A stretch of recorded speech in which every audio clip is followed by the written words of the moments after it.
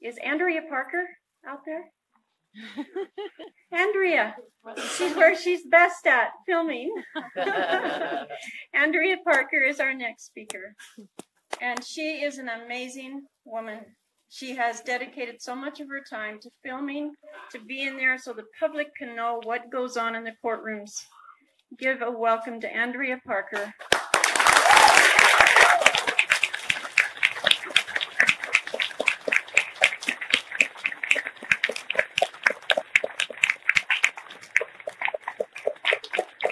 She's got to get her camera taken care of. Standing for Andrea, please. All right. Thank you. I know probably a lot of you have seen me before, probably not in person. But I'm here to kind of talk about our story because we're not ranchers. We're not farmers. The only property we own is a little corner lot around our house. But what got us involved and what brought my husband down to Nevada for the Bundy Ranch was the fact that he saw people being abused by the system. He saw our government putting in a First Amendment area up. And to us, we have our First Amendment everywhere, not in one area. That's right. And then people being abused for using their First Amendment, for taking pictures on the side of the road and being out of that First Amendment area. And so he got in the truck and drove down to the Bundy Ranch. And we all know what happened. I bet everyone in this room has seen that picture, right? And after he got home, I got to tell you, that was the beginning of opening my eyes to the mainstream media and what they do. Because their narrative for the story is that Cliven called for an armed militia to go and take his cows back by force. And that is, I'm here to tell you, that's not the story whatsoever. Cliven didn't call upon my husband. My husband was not in a militia. He saw a video on Facebook of a grandma being thrown to the ground and her calling for an ambulance and the ambulance not coming. And he thought to himself, the only thing that tyranny needs is good men to stand by and do nothing. Right. Right. And so he decided to go. Now, that picture went crazy, and we got lots of threats and lots of people who were happy about it, and lots of people talking because of the government's narrative. And we always thought, we believed in the justice system. We believed we'd go to court one day. We always knew. And when we'd get there, we had truth on our side. So that would help us. That is not what we found. We got into the justice system. Well, I guess you could call it that. He was picked up, and then he was picked up 2 years after the fact, right? So then they say, well, we're not ready. We're not ready to go to court yet. We need another year. So you're going to sit in federal detention with no bail for a year. And it's created. They have a 90-something% conviction rate. Most of that is plea deals. It's created to cause the most hardship on the families while making the most money off the inmate. And so we made it the year. And I couldn't sit by idly. I had to know what was going on, especially for the year of not knowing anything. We didn't have money for a lawyer, so we got a public defender. And he was in Nevada and I was in Idaho, and he didn't communicate very well. So I decided to go down. I did not plan on doing any live streams. The only reason I did is because people in Idaho asked me to. And what I saw when I got there was no media. And there was media reporting, though. Let me tell you, people who didn't go to the courtroom, they were saying what was going on with the trial, and it was absurd. And so I decided that I'm going to take my time, and I'm going to sit in the courtroom and take all these notes and bring it out there, because once again, all tyranny needs is for good people to stand by and do nothing, even if it is just to call those people out for what they're doing. And what I saw in that courtroom is I saw federal agents lying on the stand. I saw Metro police officers lying on the sand. I saw Nevada Highway Patrolmen lying on the sand. I saw the prosecutors and the FBI lying and putting this forth. And we still fought. We fought pretty hard. And the government gets their go first, and they had weeks and weeks, and it came to our turn. And when we started to bring witnesses, they told all of our witnesses, okay, well, this is still an open investigation. So you come up and you testify, but you're very likely leaving here with an indictment. So we had 3 people take the stand. One of those was my husband. Even with that picture, they could not get a conviction on one of the 10 felony charges that they had. So I thought, what do you think? You go to court, and if they can't prove you're guilty, you're not guilty, right? That's the way our justice system works. Well, that's wrong. They're going to tell you, oh, okay, well, this is a mistrial. We didn't do it right, so we're going to go again. And so when they decided they're going to go again, now, mind you, he's still being held. And now we're both away from our kids. So we're going to go again. This time, they're going to stack the jury. Every single one of the people that we wanted off, we had to explain to them. I'm not going to go into that because I'm trying to stay within a time limit, but that's not how it's supposed to work. Then they told us we couldn't speak, all of this words of snipers and things like that. We didn't have a self-defense defense because there was no proof of snipers. That's because the prosecution and the FBI held that back. That we all now know because Cliven's case was completely dismissed because they held this information back. Well, guess what? They held exculpatory evidence and Brady material from the first 2 trials. And there's no taking that back. The first trial ended and Todd Engel and Greg Burleson were found guilty. They were not found guilty of crimes. They were found guilty based on things that they said, based on intent.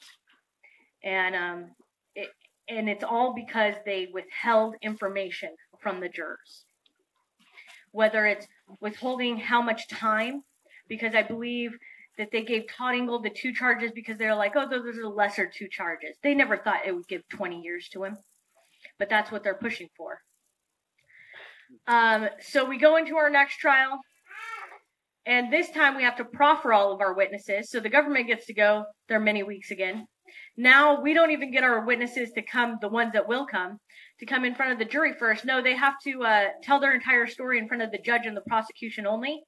And then at the end be told, oh, there's no good information there. They're not going on. Then my husband takes the stand again.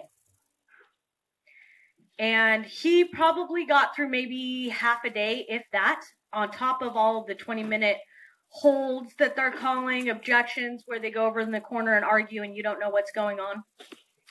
He lost his right to testify on his own behalf because he said my main focus was straightforward and up and to the right. By saying my focus was up and to the right, he was alluding to the snipers. And so he was ripped off the stand and his testimony was stricken from the record. That day was very emotional for me, and I called for people, and people came. And probably some of the people in this room came. And because those people came down, because we were out on the street calling these people out, media came, Scott Dressler was actually able to testify in his own defense and get some information out. But we still couldn't talk about the snipers. And all of that Brady information, all of the Wooten email, all of the 300 pages plus, we didn't get, I don't think we even still have that information. We don't know what's in it. So we were looking at a 3rd trial. Now, the entire time I had been trying to reach out to just about anyone, as many others in my state were. And we were finally able to get our representatives to, our representative Dorothy Moon, she actually knew Scott Drexler personally. She started raising awareness because here we have 2 trials. They're still going for a 3rd trial. They couldn't get us guilty. In fact, 2 people were fully acquitted.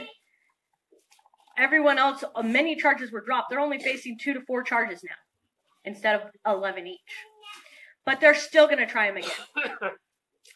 And that's when our legislators and finally our senator stepped up, and they signed a letter, much like the letter that they're asking to sign today.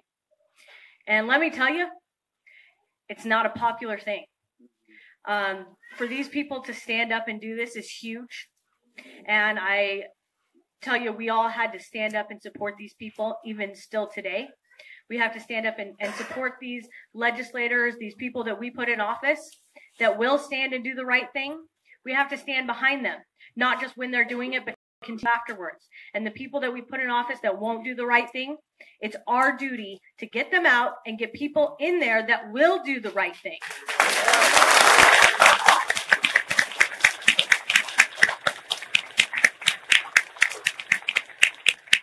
So our senator signed the letter, and he took it to Jeff Sessions. Sessions came to Nevada at one point, and he declined to comment and said he commended the prosecution for what they were doing. Okay. Well, I bet he wants to take that back now, don't you? So we were still looking at going to a third trial, and a lot of things happened.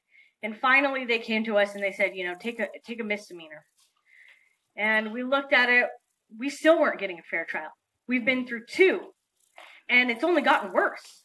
The first one was more fair than the second one, and the second one, Eric couldn't even testify for himself.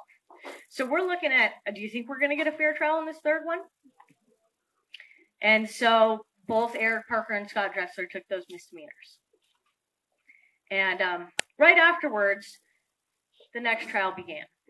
And a lot of things happened that changed the tone. And a lot of people ask me, well, why do you think that your trials and their trials were so different? And everyone's like, well, they had some paid lawyers. I tell you, our public defenders did fight. It was hard to get them to the point, but once they were there and believing us and seeing for themselves the injustice in this courtroom, because they're there every day, they're like, we've never seen anything like this. They were fighting. But I do believe that when Dan Love finally, after he was under investigation and all that stuff went through, and they were able to get him in the courtroom, a lot of things changed. And then we had the Wooten email come out and all of those things.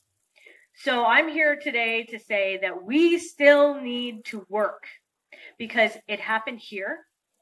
It happened to the Hammonds. And what I hear from Oregon is it happened there too. You think that when the government wants to win, they will make you proffer your witnesses. That's not right. Our witnesses, we have a right to bring witnesses on our behalf. We have a right to testify for the truth, the whole truth, and nothing but the truth, and that is not allowed in the courtroom.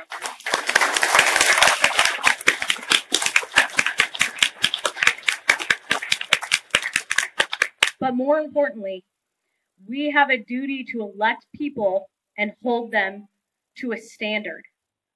We also need to hold people like Stephen Myrie and the FBI agents in this case to a standard. This is not the first time that Stephen Myrie has done this, and if nothing happens to him, it's not going to be the last. So, that's all. They're telling me I'm done, so.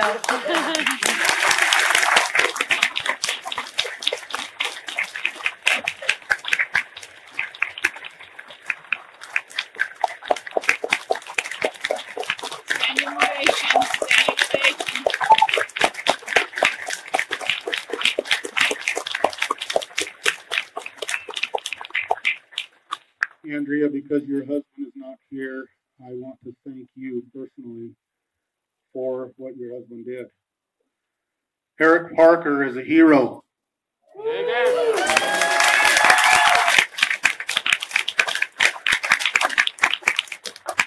He and the others that came down to protect my life and the life of my family, they are all heroes.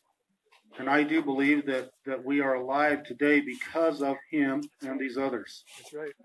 And I believe that they are deserving of a Presidential Medal of Honor. Oh, yes.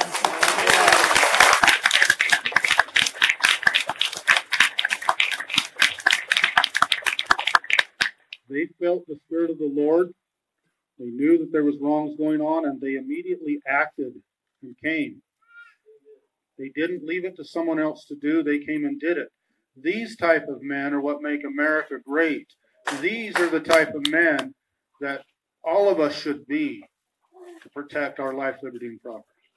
Thank you, Eric.